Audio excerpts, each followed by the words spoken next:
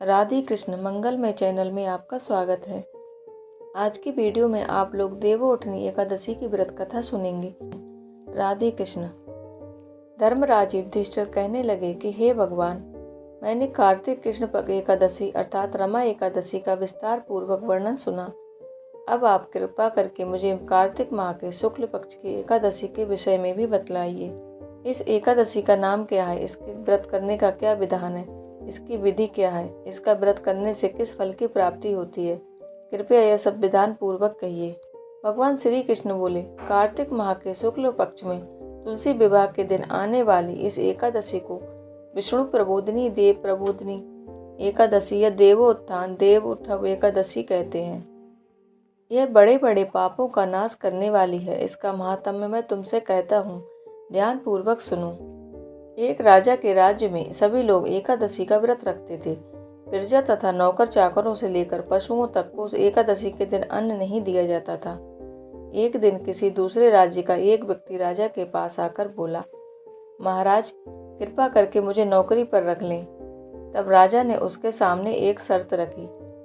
ठीक है, रख लेते हैं, किंतु रोज तो तुम्हें खाने को सब कुछ मिलेगा, पर एकादशी के दिन अन्न नहीं मिलेगा। उस व्यक्ति ने उस समय हाँ कर ली, पर एकादशी के दिन उससे फलाहार का सामान दिया गया तो वह राजा के सामने जाकर गिड़गिड़ाने लगा, महाराज, इससे मेरा पेट नहीं भरेगा, मैं भूखा ही मर जाऊंगा, मुझे अन्न दे दो।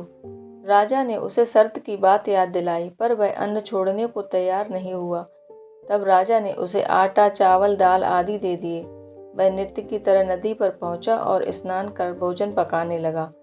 जब भोजन बन गया तो वह भगवान को बुलाने लगा, आओ भगवान, भोजन तैयार है। उसके बुलाने पर पीताम्बर धारण किए भगवान चतुर्भुज रूप में आ पहुँचे तथा प्रेम से उसके साथ भोजन करने लगे। भोजन आदि करके भगवान अंतर ध्यान हो गए तथा वह अपने काम पर चला गया। 15 दिन बाद अगली एकादशी को वह राजा से कहने लगा कि महाराज, मुझे दुगना सामान दीजिए। उस दिन तो मैं भूखा ही रह गया। राजा ने कारण पूछा तो उसने बताया कि हमारे साथ भगवान भी खाते हैं, इसलिए हम दोनों के लिए सामान पूरा नहीं होता।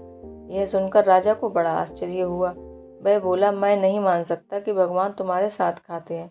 मैं तो इतना व्रत रखता हूँ, पूजा पाठ करता हूँ, पर भगवान ने मुझे तो दर्शन कभी नहीं दिए। राजा की बात सुनकर वह बोला, महाराज, यदि विश्वास ना हो तो साथ चलकर देख लो।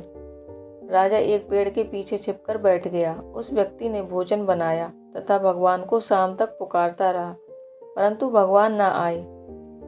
अंत में उसने कहा, हे भगवान, यदि आप नहीं आए तो मैं नदी में कूदकर अपने प्राण त्याग दूंगा। लेकिन भगवान नहीं आए। तब वह प्राण त्यागने के उद्देश्य से नदी की तरफ बढ़ा। प्राण त्यागने का उसका दृढ़ निश्चय इरादा जान शीघ्र ही भगवान ने प्रकट होकर उसे रोक लिया और उसके साथ बैठकर भोजन करने लगे। खा पीकर वह उसे अपने विमान में बैठाकर अपने धाम ले गए। यह देखकर राजा ने सोचा कि व्रत उपवास से तब तक कोई फायदा नहीं होता जब तक मन शुद्ध ना हो। इससे राजा को ज्ञान मिला।